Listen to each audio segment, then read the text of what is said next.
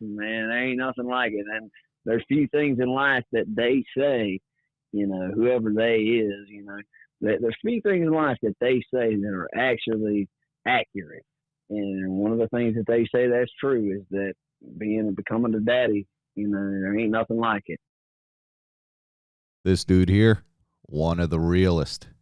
A wild man that rocks and has roots like Uncle Ted. Clever, country, and genuine like church. Twang like Hank, and old school woodsmanship and tactics like Bear. Those are the very first words I had to say about JJ Lawhorn after meeting him. And follow that up with a line of JJ's own. Those are some big-ass boots to fill. You got that right, brother. There it is. You already know who this episode's with. JJ Lawhorn here on Kills It. JJ and I met back in Iowa at the Iowa Deer Classic, hanging out with working class bow hunters and some of the other guys out there, heroes hunting, all the fucking boys out there. But JJ, he was out there with Alex Rutledge. I was hanging with Drew at the Wild Edge booth, and we just happened to be next to each other, and, it was pretty cool. I'm swinging around, selling saddles, basically being a fucking pole dancer for the weekend, and JJ's there playing the guitar and singing and shit, and I had no idea who the old boy was. Never heard of him before. But, it was pretty cool sitting there listening, and then I noticed, a bunch of people going up to him, and then I see some girls getting their fucking cell phones signed and shit, and I'm like, who is this cat, And I actually, while sitting up in the saddle on the pole, I recorded a little, Instagram story video of JJ singing, and somebody's like, you know who that is, right? Nope. And that's how I met JJ Lawhorn. Since that, we hung out a little bit there in Iowa, and we've kept up ever since. I find this guy to be really fucking cool, really funny, really entertaining, good music, and I like how he's bringing the if you want to say the cool back to the old school style, the traditional hunting and woodsmanship, the frontiers, the true American outdoorsmen and mountaineers. JJ embraces and embodies that and dabbles into it, and I think it's fucking awesome. He's got a new single out right now. He's also got a Christmas song out right now. So if any of y'all looking for last minute gift ideas, get on iTunes, jump on there, all that shit. The Huntsman, fucking epic album. He gave me a copy when I met him there in Iowa. And as soon as I got back to my truck, it went in the CD player, and I'm not sure that it's left. And that's no bullshit. Yeah, he's a cool ass dude. He jumped on here, and a lot of times when a musician or whatever's coming out with a single or a record, they jump on, do a bunch of podcasts and shows and talks and shit, and to promote the album. That's not what this was about at all. This was just us chewing the fat and talking some hunting shit and just having a good time. And near the end there, I wanted to plug my boy because he's got new shit coming out. He also did a live concert. A lot of musicians are kind of resorting to that, and I tell you what, I tuned in just because we had just done the podcast and I wanted to check it out a bit. It was fucking awesome.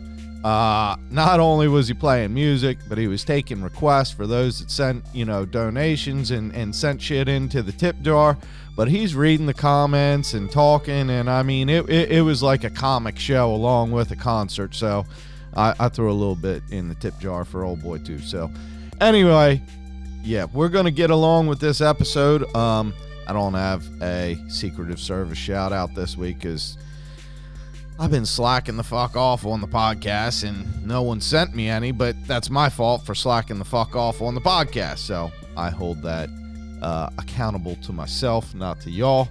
But yeah, anybody that has a secretive service shout out, what it is, I want to give a shout out to men and women that do a good service, and that doesn't mean a military service or fire rescue service or police or any of that. It could be a teacher. It could be just a fucking old man down the street that takes time to help a kid fix his bike. I don't give a shit. Whatever it is, anybody that's doing something good, that's doing it not for their own recognition or benefit. people that are doing good just for the benefit of doing good, they're the ones we want to take a moment and give a shout out here on the Secretive Service Shout Out on the KiLLs podcast. Moving right along, I guess as far as shit goes with me, I told you on the last podcast with Ryan Barron that, you know, my hunting season started pretty good. Then it kind of took a dive and went to shit, and things have started turning around. And I actually dropped a really cool buck that I've had 4 years history with. I called him Twin Tower. Can check out some of that shit on Instagram, and got pretty decent video I'll be putting up of him soon. And yeah, amongst the chaos of the world and the traveling, a Christmas holiday, and all the other bullshit that life throws at you, take a minute, have a laugh, hopefully learn something here on KiLLs It with JJ Lawhorn. Oh, and when I said clever, country, and genuine like church, I meant up church, not Eric fucking Church.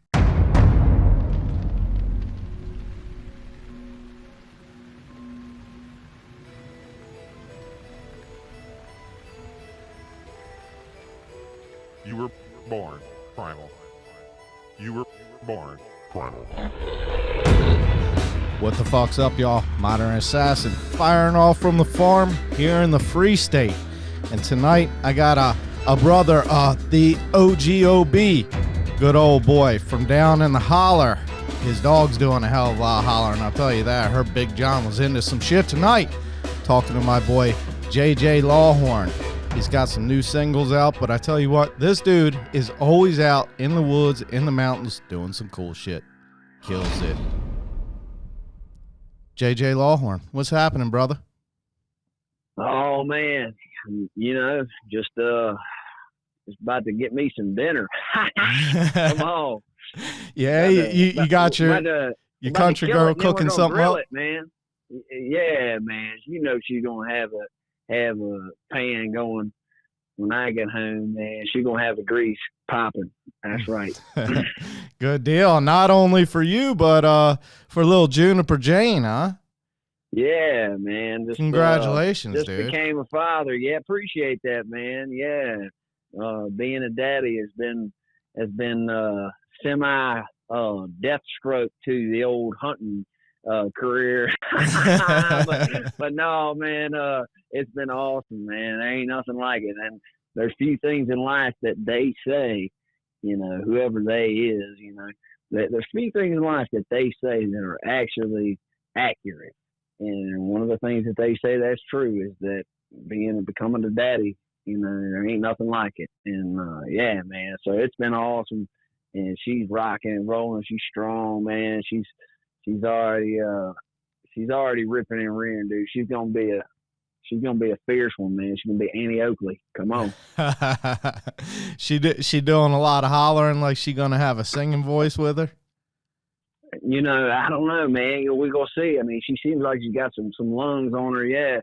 But she ain't really been, you know, too bad with the whole squalling thing. You know, I will say a lot of folks try to make it out and seem like, you know, having kids or, you know, something crazy. But even though I will say it's a lot of work, more so than you'll ever think beforehand, you know, but it ain't as bad as everybody tries to make it seem. I think it's an awesome thing. And I think that, you know, people have been having kids, babies for thousands of years, man. I mean, why can't, you know, you or me have some kids? You know, anybody can and raise them right way and do it all up. Just, you know, hard work and all that good stuff, man. So, well, yeah, you said it right there. Raise them up the right way. That's the true part of the whole thing. You know, there's too many people that just have kids, or, you know, you got a good woman that you got a kid with that helps you with that and helps take care of you. You help take care of her, and both you take care of that baby.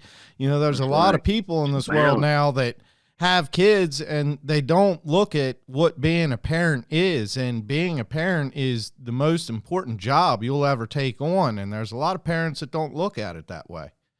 That's right, man. And I tell you what, a lot of the problems that are going on in the world right now, you know, are indirectly and directly related to people with poor raisins. I'm telling you, man, and I ain't talking about raisins like the raisins you eat. I'm talking about poor raisins, You're like raising them right. No, for real. Raisin, the way you was raised up, and I tell you what, I've been very blessed, and I ain't going to lie to you, man. I had a father and a mother that was, stay together. They're still in love to this day, and I've had a lot of things that a lot of people ain't fortunate enough to grow up with. I couldn't choose, what I was born into, just like whoever is less fortunate than me, they don't choose what they're, born into. But I tell you what, man, it's like, I just see so many people, make poor decisions, and it a lot of it comes from, poor raising, from broken families and broken homes and stuff. And those people, it is hard for them to rise above that, but I've seen plenty of people do it, and it's possible, and it makes their story that much cooler, to see them come up, from the bottom. So yeah, man, I think that there's people in this world just need love. People need purpose and unity and all that stuff, man. That's the truth. And you're right. And it starts with the raising. It starts with how you're taught. To treat other people, the way that you want to be treated, and basic stuff like that. It didn't even have to be like nothing crazy. But if folks was teaching that instead of like, hey man, go deal some dope out here, man, and sling this crack rock, man, and go get you a pistol and tuck that thing up underneath your belt wherever you go, because somebody's gonna try to smoke you. I hate that culture, like the raising up people to be like continuously in poverty thing. I hate that. I don't care where it is in the world. I don't care whether it's in, a third world country, or if it's in, in the United States or in the ghetto or whatever. Or you could be in the middle of the woods, middle of nowhere. People ain't got no job opportunities. They ain't got nothing. Just where poverty exists, man. It's like an endless cycle. I agree with you. And it's a strange balance. I mean, hard work gives you pride. That's People right. Too often look at hard times or hard situations as, that's something that, of course, anything difficult and you overcome should give you pride. But the whole victim mentality, or, there's a lot of people that are dependent, and there's a lot of people that, they want to kind of take advantage of any difficult situation when, the people that are really prideful about the difficult things they overcome, they're doing it every day, and they're not boasting about it. They're just, living their lives, and it's about doing something difficult, not acting like you're in a difficult situation. That's right. Well, it's like somebody else said to me one time. It's like, you can look at a problem as a problem, or you can look at a problem as an opportunity, And man, I just think that it's the mentality that created America, was like that hustler mentality.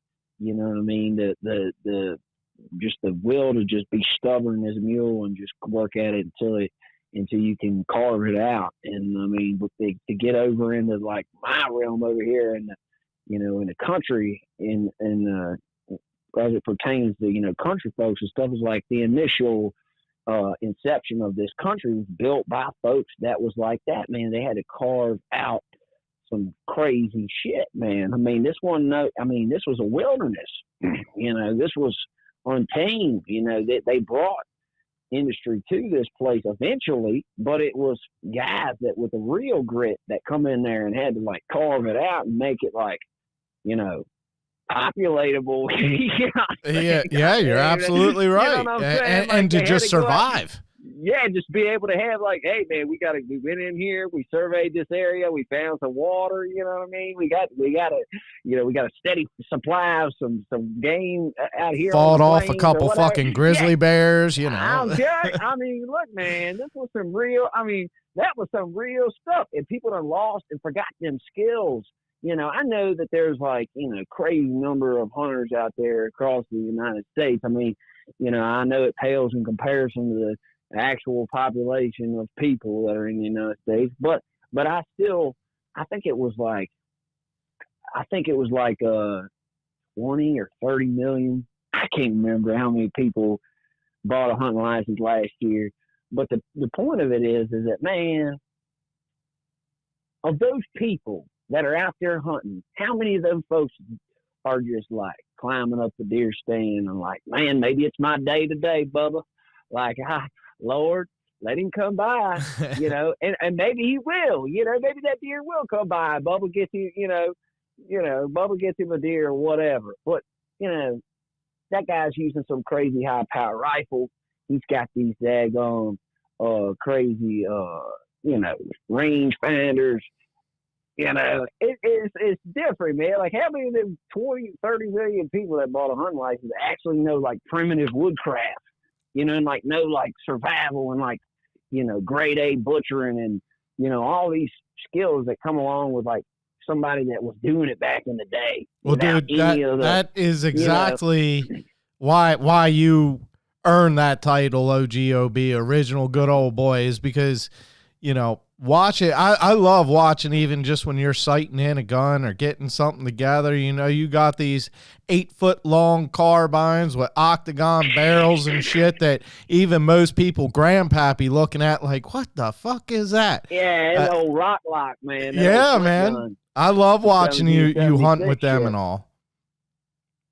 Like you said, that's the old frontiers, the frontiersmen, the mountain men, the trappers, the original good old boys. That's how they did it. And I think it's pretty fucking awesome that you embody that, when you're going out to the back. I appreciate you saying that, man. I don't know about embodying it, but I definitely know that, like, I'm trying to bring it back. I'm trying to make it cool I'm trying to make it cool for kids. Dude, when I met you, you had like, knee-high moccasins on. You definitely embody it. Come on, man. Well, look, dude, it's because, I'm out here, like, I really am out here sneaking up the mountains like a ninja, with the moccasins on. And, I ain't going to lie to you. Sometimes, I'll even go as far as if I'm going to lay a game plan down, I'll go in there a week or something beforehand and take a tractor and rake a side of the mountain that's got piles of leaves all over it from oaks covering it or whatnot. I'll do some crazy stuff, dude, to try and get to the goal, and I'm telling you, man, it is difficult to kill deer with a daggone longbow, like hand carved or a handmade flintlock rifle. True traditional. These deers out here, man, dude, they're crazy. Like I said, I've even had to go as far as to like go out there and try and tip the scales in my favor and rake up, certain places that just tend to have tons of leaves on there. Because, man, if you can't sneak past the deer with the way these wind and the thermals and everything, man, you ain't got a clue. And it make it just, man, I tell you what, dude, these deer out here that I'm hunting, they're like paranoid. They hear a branch snap, they hear a twig pop or something, half a football field away, man, they're gone. They're out of the county, dude. And there's some monster deers out here, living amongst kind of, around suburbia. I mean, I live on the outskirts of Nashville, up in these, big, tall hills. Most folks would call them a mountain, but it's crazy how the wind does and swirls and whatever. But, man, hell, I'm telling you, man, we go to some crazy lengths to try and get these deers, man. I mean, but these things you're talking about still, the carve and pass and setting stuff up early, and I've seen where you've done some hinge cutting and food plots and all that. All that are just like little strip plant. But all that is still woodsmanship for hunting. That's not putting out a gravity feeder with 300 pounds of corn and something sweet smelling for them. That's still true woodsmanship to make it happen. Right, because you have to come up with a plan, and it doesn't necessarily mean, hey, man, I'm going to use all this high-tech shit to make it happen. No, but everybody's got if you've got a farm or stuff like that, you've got some basic tools available. And I ain't gonna say here. I tell you, like I said, I pulled a rake behind a tractor or something like that and rake some leaves out the way, whatever, to help sneak down there. Man, some people be like, "Oh, that's not old school. That's high tech." Let me tell you something, man. I don't care whether I use a mule to do it or use a tractor to do it. People, damn, dude, people don't understand, man. You try to kill a damn giant Boone Crockett buck with a freaking flint gun that you made or a longbow, you got to get in close, man. You got to hunt those deers where they live.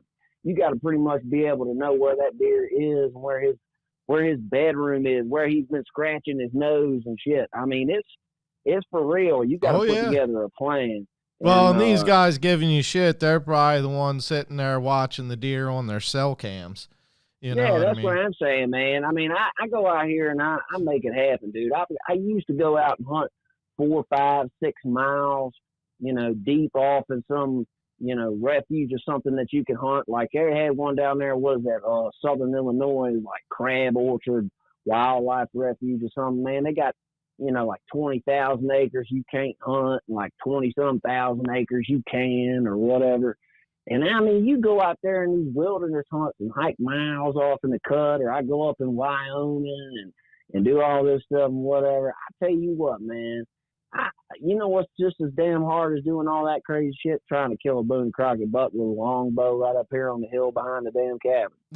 No doubt. I mean, I tell you, that's what it is, man. I mean, we could go out there and shoot rifles, or we could go, out there and make it happen that ways. And I'm not against that. Hell, I go out there and I hunt with dogs, man. I hunt with all kinds of different kinds of dogs and different kinds of scenarios with different game plans and different amounts of people in the clubs that we hunt with and stuff back in Virginia.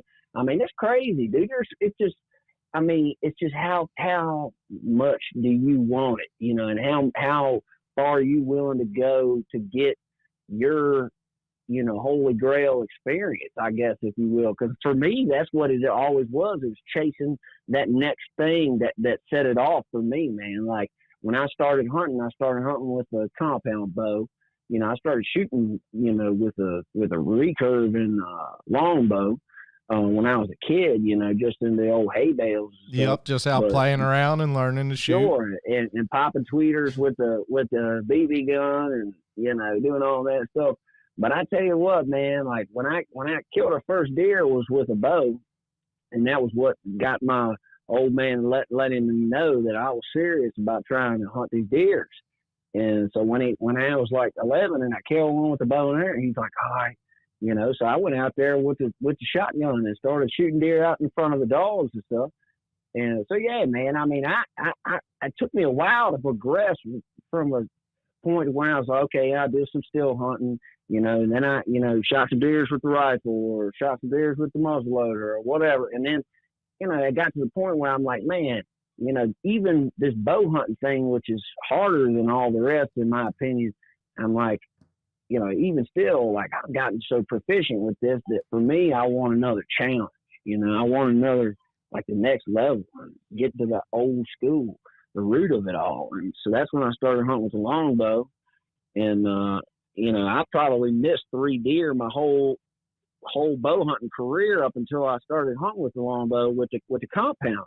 I mean, I just would always shoot them when they was, pretty close. I mean, yeah. You just use good woodsmanship. You get in there close, and man, you make it happen. But man, I tell you what, I missed 3 deer before I even hit one with the damn longbow. I believe it was just like a game. Yeah. It was a game changer for me. Absolutely. I mean, even with how much work I was putting in, I just couldn't believe how much room, how little the margin for error was. Just how a little tweak of your wrist, or just a little bit of this finger not slipping off the string right, or whatever. I mean, could throw your shit all over the place, man. It was awful. At first, I was so discouraged, actually. I was like, damn, I'm going to give this shit up if it keeps staying this hard. That's why it's called the struggle stick. But I got to the point to where I was like, man, there's an art to this, and if I can make this wiggly, I mean, because my bow, it ain't straight. It don't look like, just something you bought off the rack. It's got curves in it and whatever. It looks like it's snaking up, doing some curves up there towards the top of the bow and everything. I mean, it's wild looking, like a Native American would use back in the day. But it's just an art to getting to know that particular instrument, man, that particular bow. And same thing with them old rifles too, man. There's it's just a different soul to it. Not saying that there ain't soul in Grandpappy's, old shotgun that he done handed down or something like that with the sentimental value. There is, but man, when you got something that's just like that you made or that somebody handmade, that's just real old school.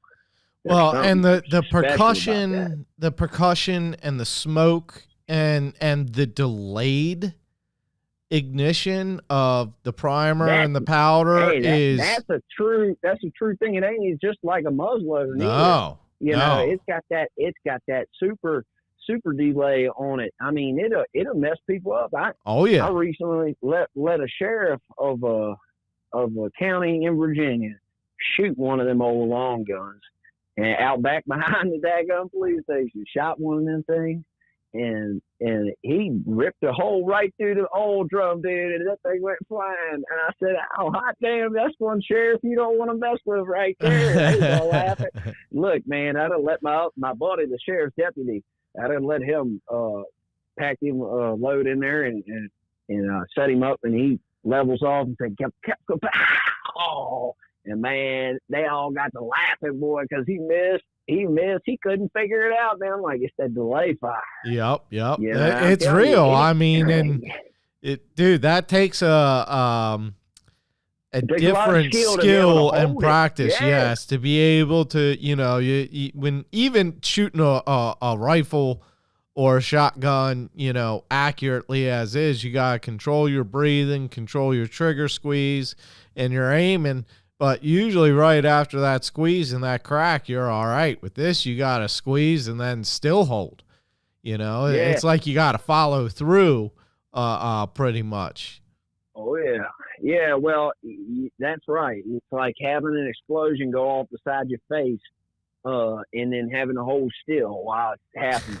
But I'm telling you, I know. But what's cool about it, it's like bow hunting with a gun, man. It's like, I don't even know how to explain it, dude. Until you... I mean, a lot of them guys up in like Pennsylvania and some of them guys down there above me in Kentucky, they still partake in the old flintlock tradition. But I mean, dude, it's pretty. There's still a flintlock season here in Pennsylvania. There's not a season just for muzzleloader. There is a season that is flintlock. Yes, correct. That's the only state I know of that has no shit a flintlock season. I mean, that I know of. I don't know. I never heard of any other one that has a specific flintlock only season. But I know it's like Pennsylvania long rifles is big. It's always been a big tradition because they historically cranked out some nice guns up there. But West Kentucky over there and over just above me, land between the lakes and Tennessee Kentucky border. Man, they've also have carved out a name, over the past couple 100 years for some sick long guns too. And its distinctive change, really between the two guns is the stock mainly. I mean, there's some different decorative stuff and some other little subtle changes, but I mean the biggest one is the stock looks a lot different on a rifle most times up there north than it does down here south. They all go boom though. As long as you keep the powder dry. Yeah, well, look, man, this old timer that's been teaching me how to build these rifles, he's like, I'd be like, man, Uncle Bob, he'd say, yeah, carry this rifle out here, son, go kill you a deer. I'd be like, Uncle Bob, it's going to be pouring down rain. He's like, you just keep the lock dry, you'll be all right. Like, oh, what are you talking about? He's like, oh, yeah, just put the lock under your arm, yeah. You'll be all right. I'm like, dude, I don't want to carry this piece of art out here and mess this thing. He's like, no, man, you just keep that thing underneath. It'll go off. Well, and you not only shot deer with these, but you have shot turkeys. That's right. With muzzleloader type shotgun, flintlock shotguns, correct? Flintlock shotgun, yeah. Fucking crazy. Man. I mean, what's crazy is that this dude that has been showing me how to build these things, man. This guy, he's an OG, straight up, man. I tell you what, this dude, he's the real deal, old school mountain man.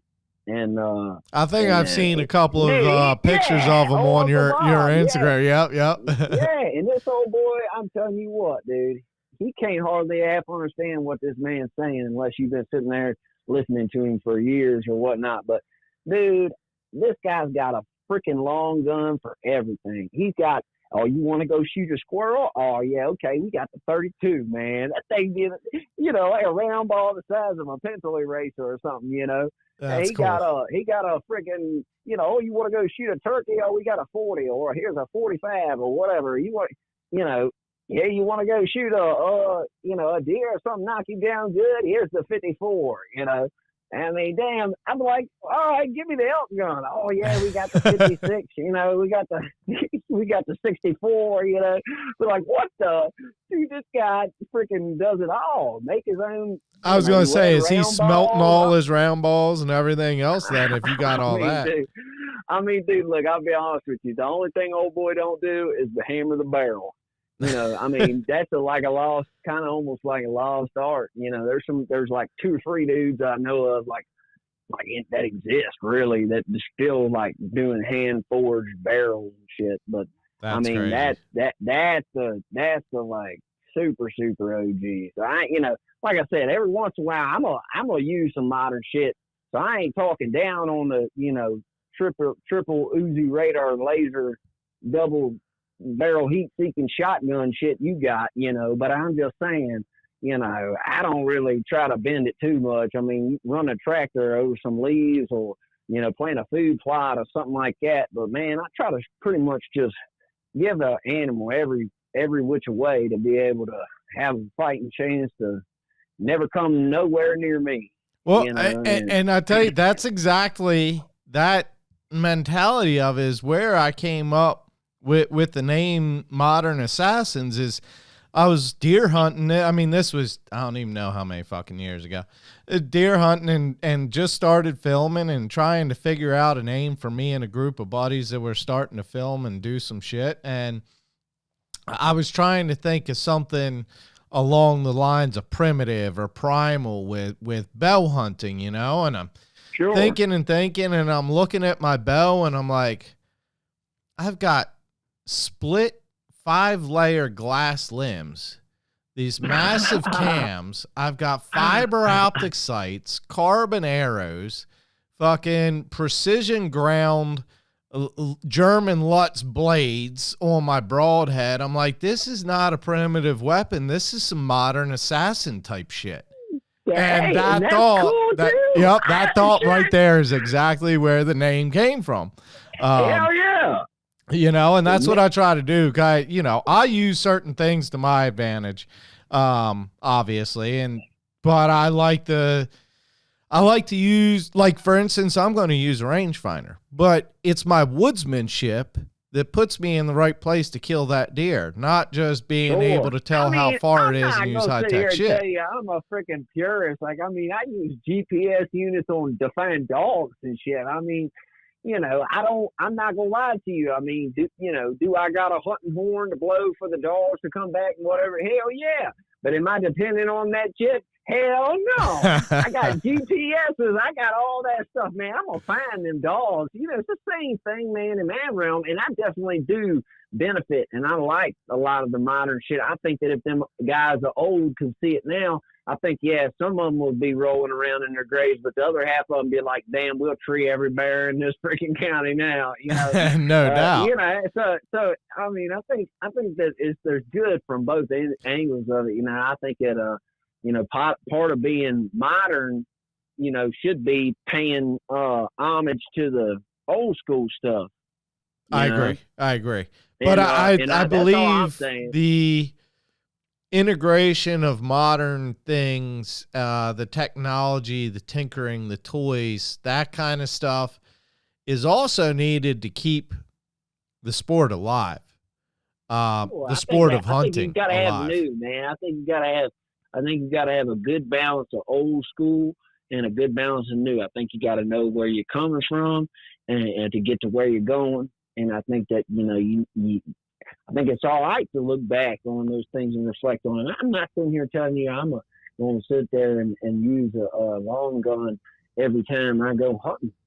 Sometimes it's just not practical. If I want to go out there and shoot rats, I'm not going to shoot a 54 caliber round ball out there, and it sounds like a cannon in the middle of the damn night or something, But yeah, man, I think that it's cool. Both of them is cool, and I think it's cool to know what's going on with both. And I just feel like it's just everybody, a lot of folks, not everybody, but most of folks is just going on with all new.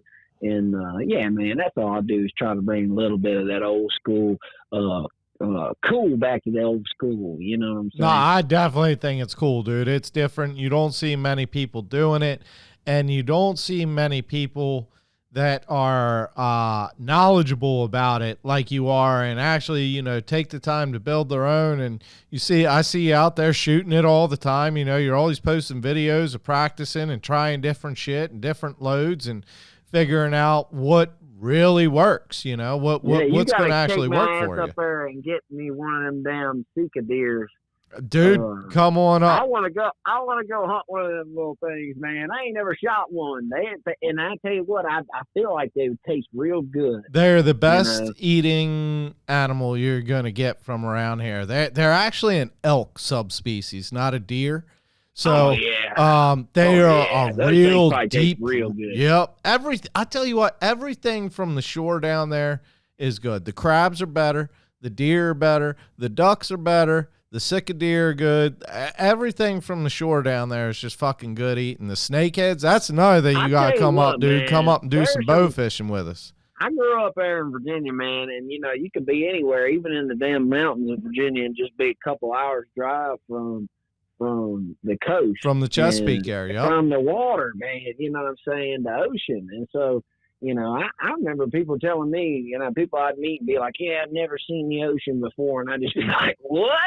I couldn't wrap my mind around that shit. It's 3 hours away. It was crazy, you know what I mean? Like, hey, I grew up around there eating crabs and going out there in the morning and fishing and yeah, man, I mean, shoot, we had a house down there in the Outer Banks, man, in Cape Hatteras. Okay. Yeah, I'm very familiar with it. They got, if I hadn't spent a lot of time out there, most people don't know that there's big ass black bears down there, man, and there's like all kinds of wildlife out there towards the shore and the beach. Out in Hatteras is an island, off the coast of North Carolina. Yep. But even just the coast of Carolina and Virginia and Maryland up there, man. My gosh, dude, there's ducks and bucks and bears and all kinds of stuff, man. I mean, I tell you what, you ain't really seen nothing crazy until you've seen deers and bears walking down the sand dunes and freaking wild horses and shit like that. That would be pretty wild. Dude, I tell you, boss, I swear, I got pictures of all kinds of stuff when I was growing up, just seeing all kinds of game and stuff walking up and down sand dunes and yeah, I mean, it's just a magical area. So I definitely got a lot of love for that. And I'm gonna have to come up there and do some bow fishing with you. What's that guy's name? They got the bow fishing outfit up there. Yeah, Nick Mather, Working Class Outdoors, Working Class Outdoorsman. Yeah, dude, that boat. He and I spent 5 months on the phone every night, going over different things and deciding how to put this boat together. And I'd be on someone's boat and call him and say, I got an idea. And he'd have an idea and he'd go somewhere, and he put that thing together. And I tell you what, there is no captain for any other species, for any type of water, any type of species, that their first year in business, they are the number one captain for that species. We had Tim Wells come out and bow fish with us, which was pretty fucking awesome. He's kind of, it's interesting. Tim Wells, he marries the kind of traditional and old school. He shoots the compound bows, but shoots them all open sight with fingers and everything. Oh, yeah. I dig that shit. Yeah, man. I think old boy, he's a good old boy, man. Oh yeah, He, dude, and he puts he's it down. legit. He's Yeah, a hell real yeah. one, you know. I met him one time. I met him one time. I don't know where the hell we were. Oh, we was at the Deer Acid Classic like last year or something. You ever heard of that Deer Acid Classic? Yep. Oh my God, dude, that thing is crazy, man. I ain't never seen no shit like that in my life, boy. I tell you what, you ain't never seen nothing till you gone down there to that Deer Acid Classic thing, man. They got these giant 10 deer over there in this enormous park, and they have this huge facility and all these giant stages built on these hills. And it's like a damn golf course. It's crazy, man. They got like 30,000 people doing like these. They have all these events over the course of a weekend, and they have all the major hunting retailers and all these different personalities and stuff come out there, and they do these giant raffle giveaways, and people win hundreds of thousands of dollars and all kinds of crazy stuff like trucks and cars. And I mean, it's like redneck bingo, man. I mean, you ain't never seen nothing like it in your life, dude. That's where I met that old boy. He's pretty cool dude, man. He was out there peddling them blow dart guns, selling old Tim Wells DVDs. I'm like, yeah, this dude right here. He's legit, man. He is what he seems to. He is what he seems, you know. It was a lot of fun. Like a pretty genuine guy, man. Yeah, dude. It was a lot of fun hunting with him, and because it wasn't. It was like another one of the guys on board. You know, something happened with his cameraman. His cameraman had to bail. And yeah, so he just handed me the second night, he just handed me the camera. It was like, Nick said you can film. Here you go. I was like, well, shit. So yeah, I filmed those episodes for the show they put up, and you know, yeah. And once he got to see that I could film and Nick could put him on fish, and he could really just enjoy himself and not have to worry about trying to produce or overproduce. You know what I mean? He got to just have a fishing trip, not like, and knew he was getting the content he needed. And he even says, he's like, that's some of the most fun I've had in a long time. But yeah, he's a good dude. I mean, those shows like that are awesome. That's where you and I met, was the Iowa Deer Classic a few years back. Yeah, dude. It was crazy cold, man. I ain't gonna try to be that cold again, dude. It was like -6, dog. Dude, I remember when we were I remember we were packing up leaving, and we had just jumped in the car. You and Alex Rutledge had just packed up.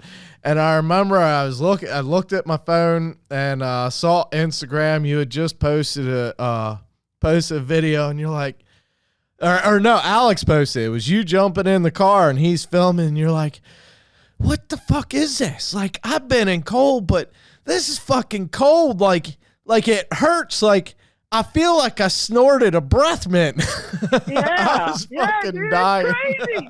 It was like I snorted a breath mint. I'm telling you, dude, it's a different level of cold up there, man. Oh, it was fucking cold. It was cold. Man, there's the only place I've ever been that was colder than that particular instance that I was out there at the Iowa Deer Classic, you know, which, by the way, Iowans, man, y'all was freaking crazy because these old boys was laughing at me walking around in long sleeve shirts without sweatshirts on. It was -6, and I just couldn't wrap my mind around this shit, dude.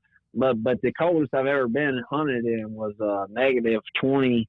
It was -28 with the wind chill, and I tell you what, dude, it cuts to the bone. I don't care how many freaking clothes layers you got on, man. Unless you are wearing 5 layers of coyote furs or something like that, boy, you ain't shit. You go freeze your balls off. I mean, I'm talking about that cold that make you just, like you said, cuts to the bone. It hurts down deep. I'm talking about, dude, it's bad. It's like you might as well just be in freaking Antarctica, but you're only in northern Illinois. You're like, what is this, man? How in the world? Like, I've been to Alaska before, dude, and when I was in Alaska, sure, it was the summertime, But hell, I mean, damn, I couldn't imagine ever in my life to wrap my mind around how is it colder in northern Illinois than it was in Alaska? Like, this shit ain't right here, man. And it's weird. Cold is so weird with humidity and wind. Like, there'll be so many times I get up to go hunting in the morning and it's like 30 degrees and I'm standing outside my truck and I'm just like in a long sleeve t-shirt, everything, you know, or even 20 degrees and I'm completely fine because there's no wind and it ain't that humid. And it's like, you know, you can stand outside and you're comfortable. You get to your tree, you climb up, everything's all good. You're like, man, it ain't even that cold. And the sun starts coming up a little bit, and them solar winds start blowing and moving around a little bit, and that humidity and them thermals and humidity start lifting, and the thermometer's going up, but your fucking bones start shivering. I mean, it's like the way the temperature feels to your body, it's dropping. That wet cold. Oh, man. Yeah, and just that little bit of wind, man. It just sucks it out you. I'm telling you, dude, that's the biggest thing is that, like, man, the real old school trappers and stuff like that, man, they was catching game off of like them Inuits and like them, you know, them Eskimos and stuff, man. They was out there like eating seal blubber and like, and I mean, just doing crazy stuff. And I mean, dude, the same stuff holds true today, man. If me and you was if we was going to eat some like pork fat or something, you know, on a crazy pork fat diet because it was freezing and ass cold 24/7, you know, all year round. I'm sure if you had ingested enough fat, you'd be fine to a certain extent as long as you had some sort of covering protection over your skin and not get like frostbite or whatever. I mean, Lord have mercy. I swear a man could survive in the cold off of coons. You know, a raccoon is so greasy, man. Yeah, like, the amount of fat they got. Yeah. Oh my God, the amount of fat on a big raccoon, man, it's just like it's crazy. You ever watch that show that reality TV shows like Alone or something? I think I know what you're talking about. It's like they drop them off in the middle of nowhere. And you get 10 items, and it's like, how long can you survive? And it's like 10 other people that you're trying to outlast. Okay. And this one dude was he was pretty G, man. He went in there, he shot him an elk, you know, and just one of the things you could take in there off their list of 10 things was a bow and arrow. And so he brought him a bow and arrow out there, and he is actually able to get an elk and with the longbow or something and kills this thing. And dude, he's eaten like copious amounts of elk meat, but it was so lean. He had like a porcupine. He harvested all the fat off of it and put it in one place, and a porcupine or something come in there and took all this fat out of him. So what do you have, a Wolverine or something like that? Come in there and ate all his fat out of his little hut or whatever.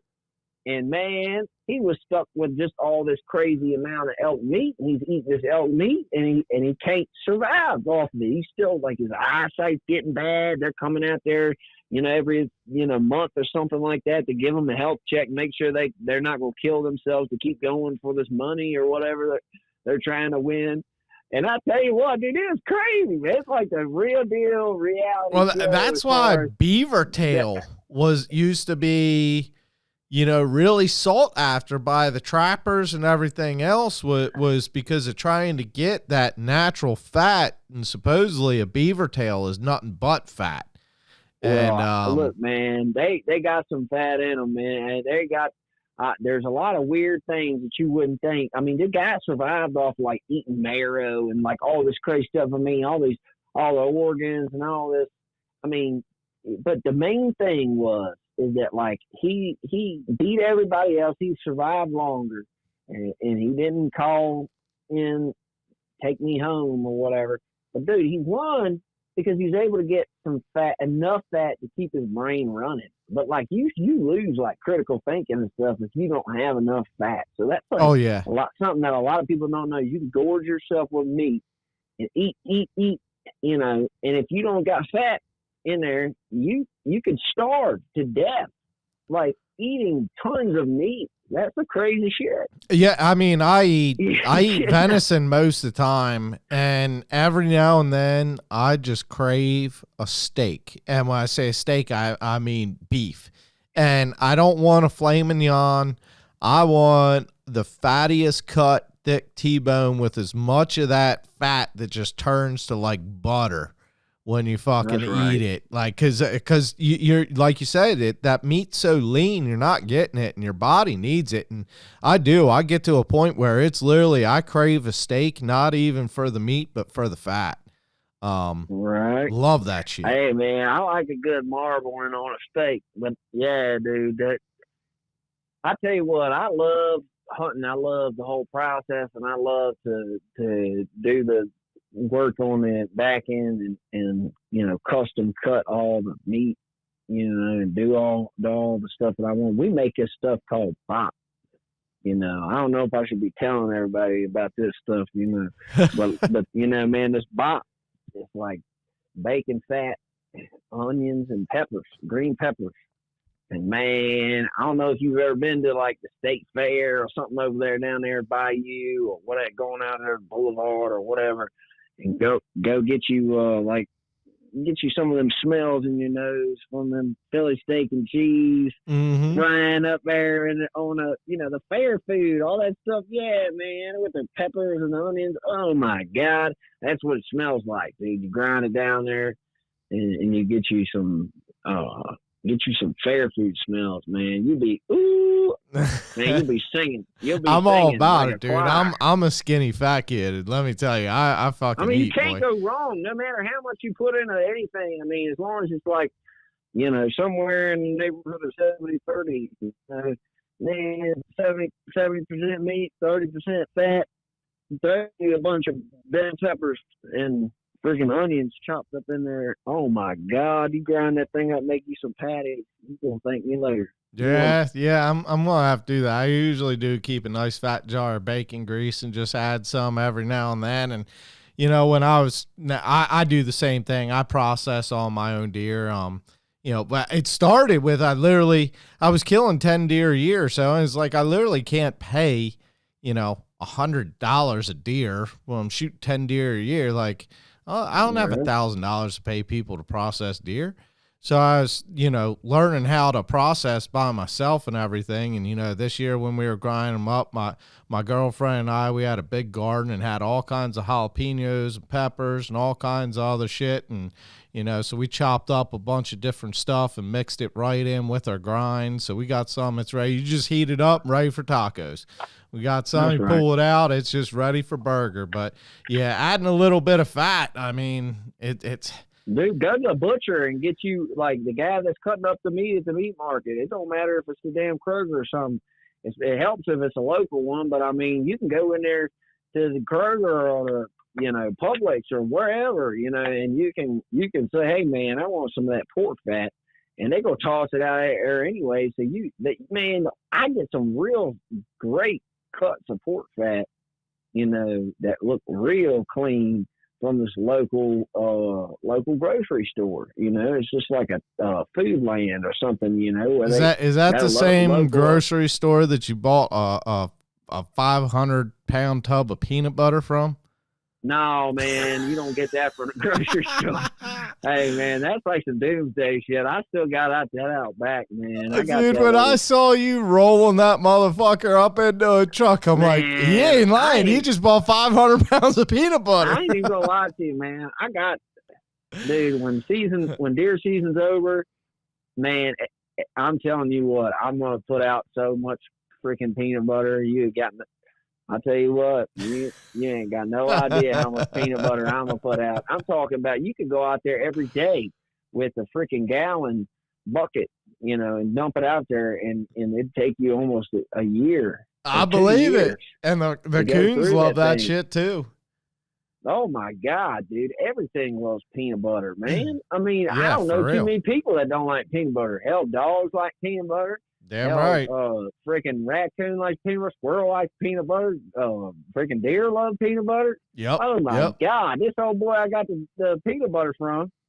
Shoot, man, he got so many pictures of Big Buck sitting there licking licking little feeders with them full of peanut butter. I mean, he just go out there and dip a bucket in there and go on, walk on down the woods back behind the house, dump that thing in. I mean, good God, you ought to see some of the deer that would come up there like a freaking zoo. I know a guy. So, he used to just take a just regular sized jar of peanut butter, go in the woods, take the lid off, and screw the lid to a tree right about knee height. Oh yeah. So then you could just the screw old the jar of peanut jar. butter on, and then cut the bottom off, and then when it's gone, you just unscrew it and screw a new one on. And I mean, it certainly worked for him. That's right. Yeah, it definitely works, man. Well, speaking of the dogs and the coons and shit, you spent some time building coon dog mansion this year.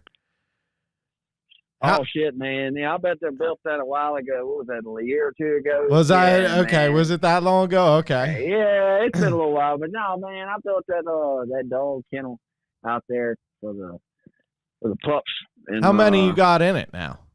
Yeah, well, I ain't got that many no more. Ladies will maybe get rid of a bunch of them. I only got 5 of them out there now, but yeah, man, I got a coon dog. I keep a coon dog out there, man. I keep a deer dog out there, and I got a dog that'll tree a human too.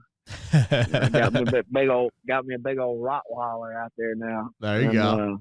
Yeah, man. So I got a good mix of dogs, man. The lady's got a lap dog, and you know how coon hunting's your kind of thing, though, right? Like, well, I do. I like a deer dog, and I do a lot of deer hunting with dogs, and I do a good bit of coon hunting. I started doing the coon hunting a good bit because I moved to Tennessee, and I couldn't run deer dogs here in Tennessee. So I go back to Virginia every year and run the deer dogs there. Yeah. Gotcha. Yeah, I know Virginia, South Carolina. There ain't a whole lot of states that do it anymore, but I know those are 2 of them. Right. Yeah, man. No, it's an old school thing. They've run it out of a lot of places. There's a lot of states where it was legal, including Tennessee back in the day. But yeah, man, they've held out down there where I'm from, and they've been able to keep the politicians at bay and stuff. Yeah, I mean, I know you're heavy into it. I've seen you out there at night, taking the boat out. Saw you climbing a tree after one of your dogs. All kinds of crazy shit. Taking dogs hunting is a whole different it's a whole different type of hunting. That's for sure. Especially when, you actually care about your dogs and shit too. It can get kind of wild out there. There's all kinds of crazy stuff, man. All kinds of stuff that happens out there in the woods. I mean, I've had dogs climb 30 feet up in the tree after a raccoon hanging off the side of a mountain, a blowdown, like a tree that's, a tree that's done fell over into another one. A leaner, yeah, or grown just off the side of the mountain to try to catch light in a crazy way. You know what I mean?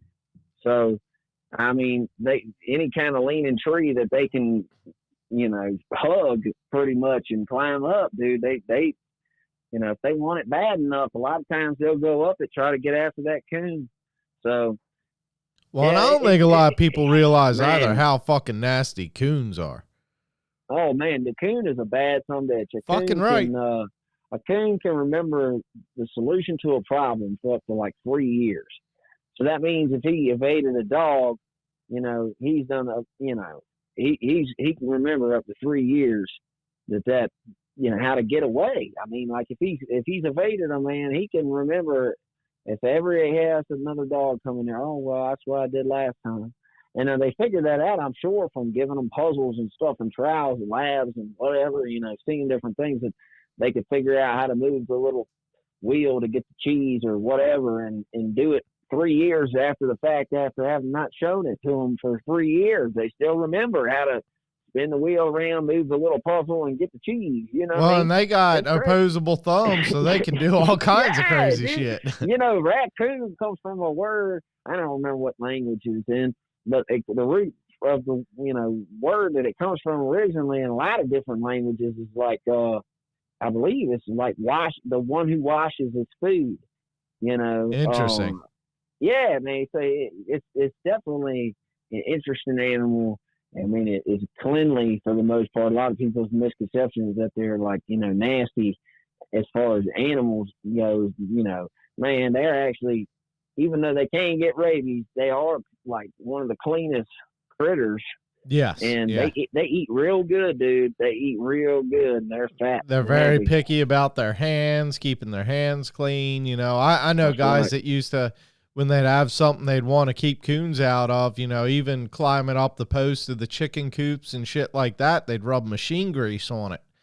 Because the coons come up and they go to climb up that post on the side of the chicken coop. Down. Well, and they get that machine grease on their hands. They can't lick it off, and they can't just wash it off, and they like to be clean. They fucking hate it, and they stop coming because they hate that shit on their hands so much.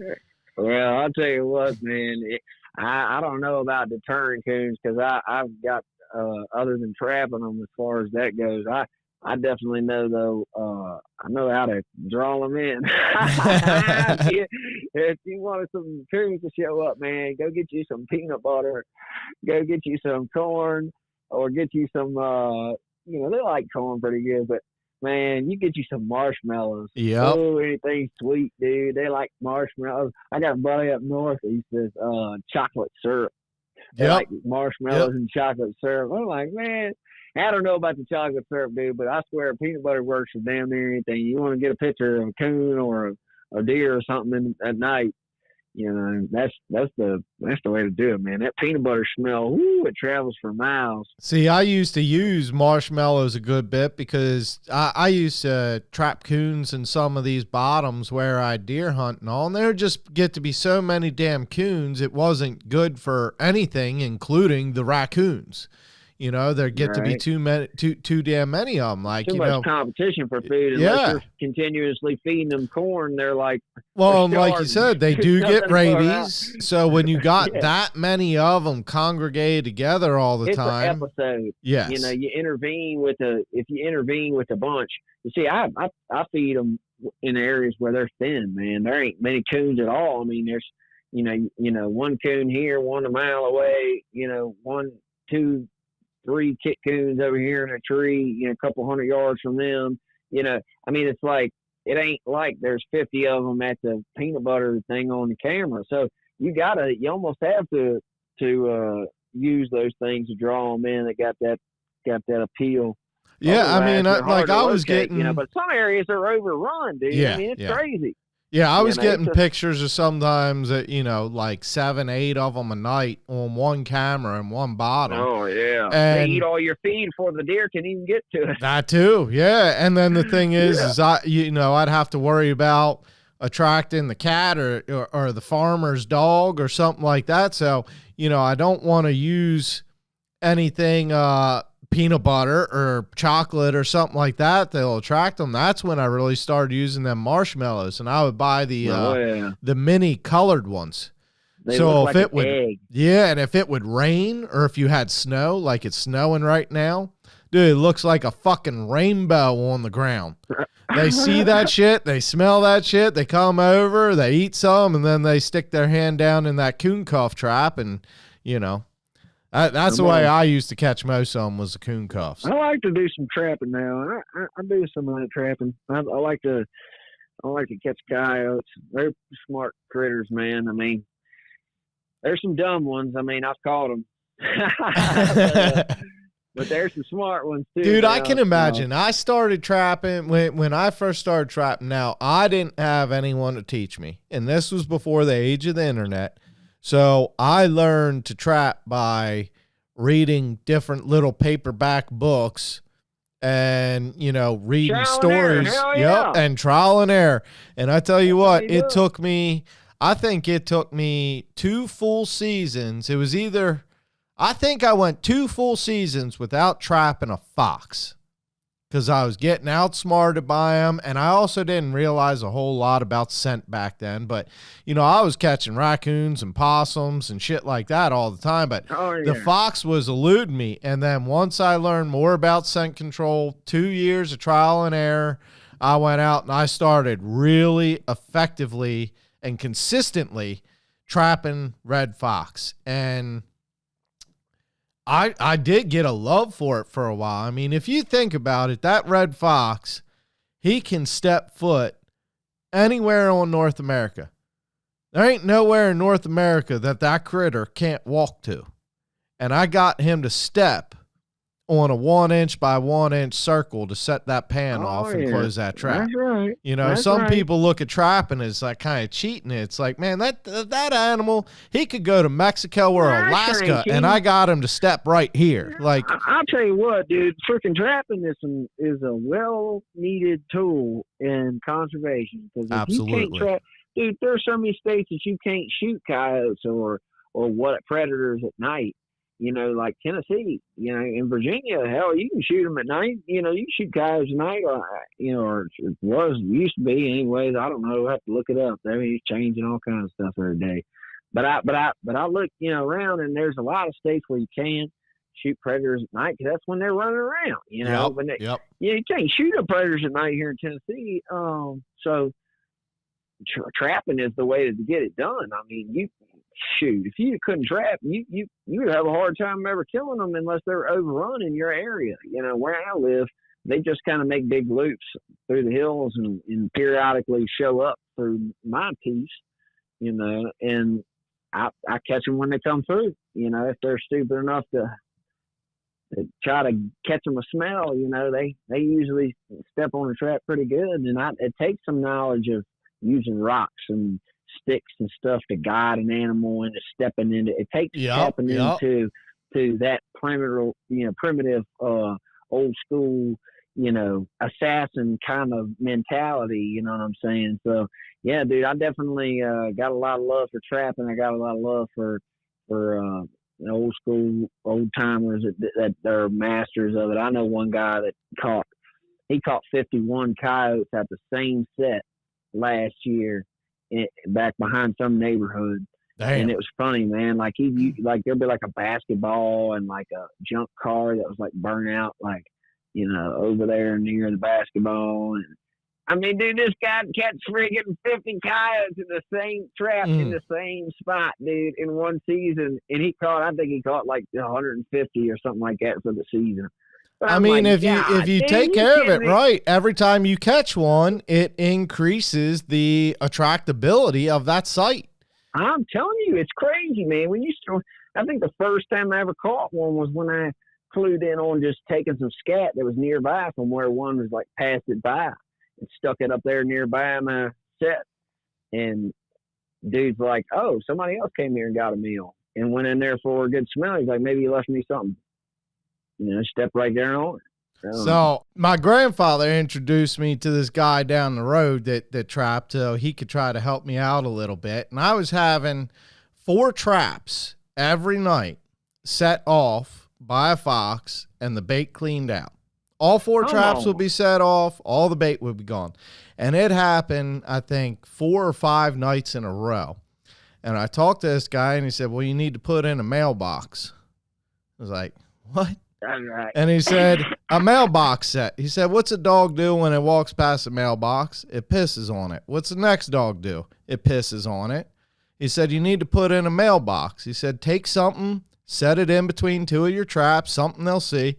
And I took a piece of split firewood that was nice and yellow, you know what I mean? Fresh split firewood.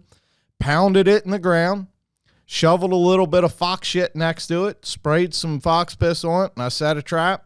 And damn if that night that fox didn't come through, hit 2 of my traps, and then go and piss on that on his way to the second 2 traps, and I caught him. Caught him on the old mailbox. Yep. And now when I took that fox to show that guy, he told me that fox was an import. He said that the color of that, how red it was and everything else and the size of it, he said, this is a smart fox. This fox has actually been transported here, probably from all the fox and hound hunters. But to introduce a bigger, fuller color and coat and everything, he said, this fox has been transported. He was one of the smartest fox you will probably ever encounter. And, yeah, and that's what worked. Make a mailbox. Hell yeah. But man. Hey, them old timers, they really pay off too, man. I mean, that's one thing that anybody that's listening, you know, that's been listening to us goon and joke and have a good time for the past whatever hour or so. You know, the biggest thing is, man, seek advice from old timers. You know, you might think you know it all and you're the biggest, baddest Boone Crockett buck slayer in the world, or, you know, the biggest, baddest turkey calling fool that ever was, you know, ducks, bears, whatever it is you hunt, man.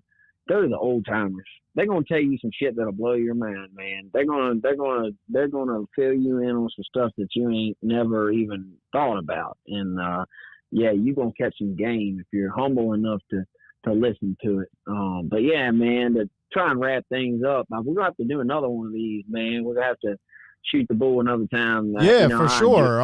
Enjoy talking to you, and I definitely enjoy talking about hunting and trapping and conservation and, you know, sometimes the state of the world and modern happenings and whatever, man. But yeah, dude. Well, before you jump off here, where can people, you know, I know you got some new singles out. You got a single out for Christmas. You dropped some new CDs. Let people know where to find you, what you got going on. Get at that. Yeah, dude. So I got a couple new songs that I put out this year. If you like kind of old school, you know, pedal steel country music, I got a song called Old School that I just put out. Yeah. You can get it on iTunes and Spotify and all that stuff. And JJLawhorn.com is my website, at JJ Lawhorn Music. If you want to follow me on Twitter, it's JJ Lawhorn on Facebook and whatnot. So yeah, man, I got some new music out there. But for all the hunters, I want you to go on to iTunes or Spotify or The YouTube Huntsman and type in The Huntsman. Yeah, boy. That's the album I put out last year. The whole concept of the album is nothing but hunting and hunting related stuff. So well, dude, I want to interject right here, because the thing that I absolutely loved about that album and has really made me a big fan of yours is this is not an album that's a country singer that's just singing about hunting. Like, just the specific details, the specific scenarios you describe, the specific words that you describe while talking about these hunts, there's no doubt you are a legit woodsman that are telling your tale. You're not a country singer just trying to talk about hunting because that's the shit that's country. Like, that's right, man. Dude, I absolutely love that. Dude. And I'm glad that it shows through in the music because, you know, I don't know, man. I'm just not the kind of guy that goes out there to toot my own horn. I ain't going to sit here and tell you how country I am or how, you know, how big of a hunter I am or whatever, you know. And I feel like if you got to tell people that, you know, then you probably don't, you know, you ain't that. So anyways, I just go out there and try to live it and do my thing. And that's what I know, man, what I've done since I was a kid. And yeah, man, I love country music and I love the outdoors lifestyle. And yeah, go get you a copy of The Huntsman, or stream it on Spotify or whatever, YouTube it, whatever you need to do. It's been in my CD player since Iowa, brother. Man, I appreciate you, man, and it's really cool. It's really personal to me, man. I spent a lot of money on making that record, and was one of those things where people's told me, you know, you ain't gonna make no money writing no hunting album or whatever.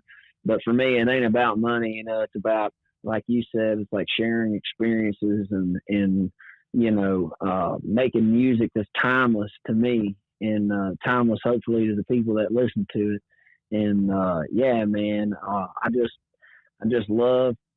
love life. I love country music, and I love America, and I love hunting, dude. So yeah, man, anytime you want to talk to me about any of that stuff, I'll be down. And I appreciate you having me on this thing. I gotta go because I got a live stream thing that I got to jump on here. A bunch of people was gonna get mad at me if I don't go. Hell yeah, we'll drop it right now. So thanks you all for listening. This has been another episode of Kills It with JJ Lawhorn, the OGOB, original good old boy down there out of Tennessee, running them dogs all the way up into Virginia or wherever the hell the hunt takes him, you know, wherever the road, wherever the show goes, you know. Yeehaw. But we going to have to do this again for sure, brother. It's been a lot of fun. Take care of them dogs and little Juniper Jane. And for sure, we'll get back on here, dude. Take care, everybody. Go check out Huntsman and his new album. This has been another episode. Kills it. JJ Lawhorn.